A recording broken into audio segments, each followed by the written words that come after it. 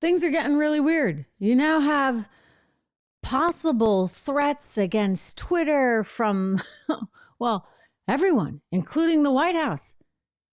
What does this actually say about the state of freedom of speech in this country? I mean, these are some big picture question things. I'll tell you, Elon Musk could not have gotten this company fast enough. I know he paid more than he wanted to. I told you he'd have to, by the way. Hello, everyone. Welcome to the program. It's so good to have you here. We're going to talk about that, a few other things, including China and the overall inflationary picture, which reminds me, I want to encourage you right now, if you missed it, to go to legacypminvestments.com/Trish, my name today, legacypminvestments.com/Trish, because I want you to sign up for our next live event. We had a fabulous discussion today. I heard from so many of you, and I keep joking about this, but it's totally true. I have the smartest listeners in this business. I mean, the depth of knowledge from all of you, the broad knowledge that you have about the world and the economy and the political atmosphere we're currently living in, it is truly impressive. I so enjoyed speaking with you. So if you missed it, make sure you go and you sign up so that I make sure that you are there and you get the invite, totally free, by the way, for the next one, legacypminvestments.com. Portions of today's show are brought to you by the company. If you want to invest in gold today, give them a ring, 1-866-589-0560, 1-866-589-0560. But let's get to this story because Elon Musk is coming out with like bombshell after bombshell. He announced this week that Apple has threatened to, quote, withhold the social media platform from its app store. Wow. But is not willing to provide an explanation as to why. I mean, that would be kind of a big deal, right? Didn't they do that with Parler? Remember that one? With Parler, if any of you are still over on there, I mean, I have like millions of followers on Parler. Oh, okay, somebody's crying. I know he wants his food. Is that you, Fluffy? See who's behind me right there? This is my little guy. Okay, hang on one second. Hang on. I'm back with my pal, my little guy. This is my dog, Fluffy. And if you're listening to this on Spotify or on Apple iTunes, I encourage you right now to go over and check him out on my Rumble channel or on my YouTube channel, because this is one that you got to see. He gets a little nervous around the big cameras and the lights and all that kind of stuff. But anyway, this is Fluffy, and he likes to have a little bit of attention. That's why he was whining in the background. If you heard it, and I went and got him, and it was a great opportunity to tell you about rough greens, which I was going to save until after the Elon Musk thing, but I want to just point that out in light of this guy getting a little bit hungry. Rough Greens is a supplement that I found for him that has just been wonderful. It is tremendous. It gives him all his nutrients, all his vitamins, all his digestive enzymes. I just put a little bit of this on his food every day, and he loves it. He absolutely loves it. It makes everything taste better. So that comes in handy as well. Anyway, Fluffy wanted to tell you about that because it was started by a friend of mine, a former Army Ranger, actually, named Dr. Dennis Black. He's a naturopathic doctor who is so focused on health and wellness and wanted to do the same thing for his pets, and now wants to ensure that every dog in America has an opportunity to really get all the nutrients they deserve for a long and healthy and happy life. And you'll feel better knowing that your dog is eating so well. I certainly do. So go check him out. Dr. Black has a very special offer for fans of the program going on right now. You can get a free trial bag of Rough Greens. If you go and sign up, all you have to do is pay for shipping. It's roughgreens.com. roughgreens.com. I'll tell you, this guy was a really picky eater, and now he's very happy. He's very happy and he's very healthy. And so it's worth you knowing about. And yeah, he's probably going to stay here for the rest of the show. So I hope you're patient. Anyway, let's get to business here, because the new owner of Twitter, I did tell you, by the way, that he would wind up owning that company. Did I not? The new owner of Twitter is saying that Apple is pulling some kind of dicey moves. He said that they are threatening to take Twitter off the App Store. And you couple that together with what we saw out of the White House spokesperson this week, and it might make you a little bit nervous, because she reiterated a couple of times that they are looking at Twitter because Karine Jean-Pierre said that we need to be watching them very closely in light of the fears about misinformation, false information. And Elon Musk has been pretty upfront about this. I mean, he was like, you got to be kidding me. Like, why is the media totally against the idea of free speech? Why do they have to control the narrative? They seem to be very threatened by the likes of somebody like him. And now DeSantis, who's vying for his spot in 2024, is getting into the picture because he's now saying that if this in fact is the case, it is something that should merit, quote, a response from the U.S. Congress. We don't know entirely what Apple is saying about this, but it's concerning enough, only because, again, we saw it happen with other apps like Parler. And I think it has happened with Gab and some of these. I mean, I don't even know if they were ever even allowed on the platform, on the App Store.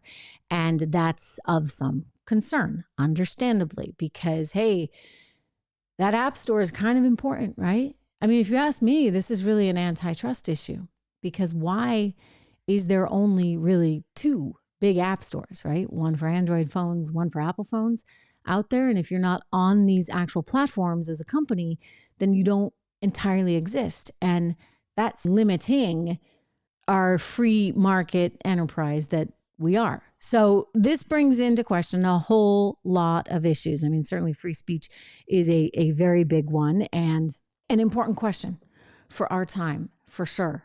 I mean, because you should be able to voice things, and yet you can't. Right? I mean, let's be honest. You can't, because they'll shut you down so darn fast. And that's worrisome. I mean, at what point do we become no better than China? Speaking of China, you see what's going on there in China in the streets and all these protests. This is really remarkable because this is a society that is so under the thumb of Xi Jinping. But, you know, any society at any point is really going to start to push back when they can't live their lives with any kind of sense of normalcy. I mean, look at what's happened over there with this constant shutdown. I made the point very early on that we couldn't afford to shut down as an economy. We had to be thoughtful and we had to be measured in our response. I think it was a mistake to shut the entire country down as we did in March 2020. And I think that there were far better ways that we could have gone about all of this, because you need a strong economy and you need a vital economy in order to fight things like this. So ideally, you protect the people that need to be protected, and you take as many measures as you can to ensure that, but you also have to be realistic. And in China right now, they're not being realistic. I mean, here we are, right? Because the people could only take so much. And I think that the Biden administration figured that out pretty quickly. And they had 2024 coming up. Well, now Xi Jinping has got to kind of deal with this public that is saying, wait a second, this is not right, because the regime can just shut us down, right? We wouldn't like that, Fluffy, would we? He's still here. Again, if you're listening on audio, this little guy is just the best. So these are big problems. And I would just say that we should think long and hard about where we are, because I want to make sure that we don't wind up like that. I want to make sure that we don't one day turn into a China or a North Korea. And when you limit one's freedom of speech, you are, in fact, really threatening the essence of what we have as a democracy. I mean, freedom of speech is really so critical to that. This is going to really be, I think, the question of our time. So my hat goes off to Elon in this endeavor. Again, not to rub it in, but I did tell you that this deal would close. Did I not, for $54.20 a share? Only because it had to. The sort of Delaware court system was riding on it. But what's interesting is how the system, the elites, are turning so quickly on him, to the point where now they are trying to really mute the platform by possibly, and we'll see what happens, possibly even taking it off the Apple Store. If this is the case, he did exactly the right thing. He did what needed to be done, because this is possibly a real issue on the antitrust front. That's proof of a monopoly. I mean, really. And I know this case has gone before the video gaming company brought it forward, and others have addressed this issue. It needs to be dealt with. On the financial front, as I said, we had a great discussion today about inflation. I think it's going to continue on. I think that the Fed, everybody's watching, of course, Jerome Powell very, very carefully, but I think that the Fed is really not going to have a choice but to continue its aggressive interest rate stance. It's frankly not aggressive enough from my standpoint, only because I'm looking at the inflation that we have today. If you look at this on an orange to orange basis or apples to apples basis, what you find is that inflation is much more like what we had in the early 1980s. In other words, when you use the same metrics that they used back in the early 80s, you find, we're right there. We're like 15, 16% inflation. So what happened then? Paul Volcker stepped in. You had a major effort there and a coordination, frankly, because I don't think he could have done it without Ronald Reagan going for it. And so that was a testament to the leadership of Reagan as well, that they were able to come in there and actively move on interest rates in a very aggressive way. You don't have that happening right now.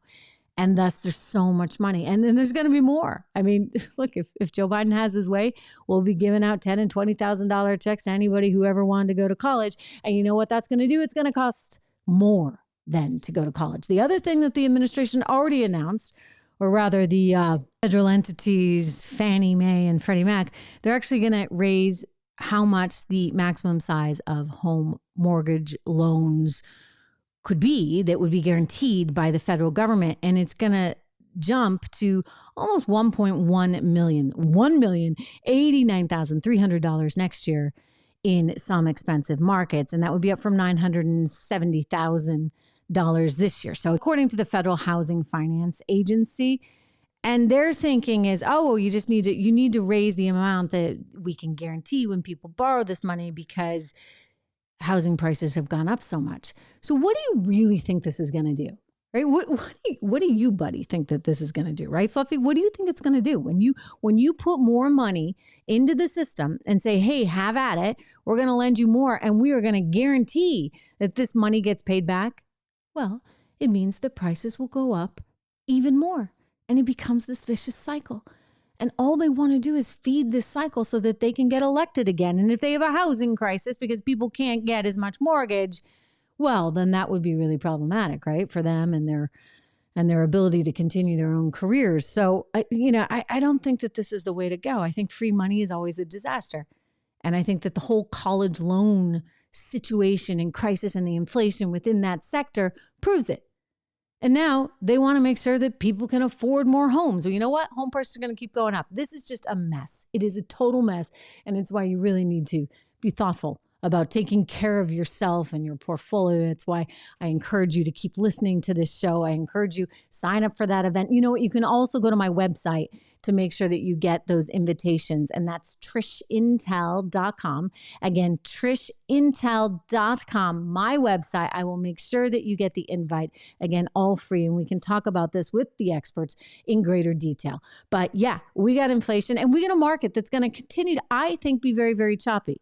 Because while there's been some optimism and while there typically in the last few weeks of the year often is what they call that window dressing for portfolios, I still think the fundamentals aren't there. And when you're so lacking in fundamentals and you combine that with a crypto crisis and you combine that with a Federal Reserve that just keeps raising rates, that means you're going to have fundamental problems. And so the stock market is still, in my estimation anyway, certainly on some of the more risky tech stocks, looking still dicey.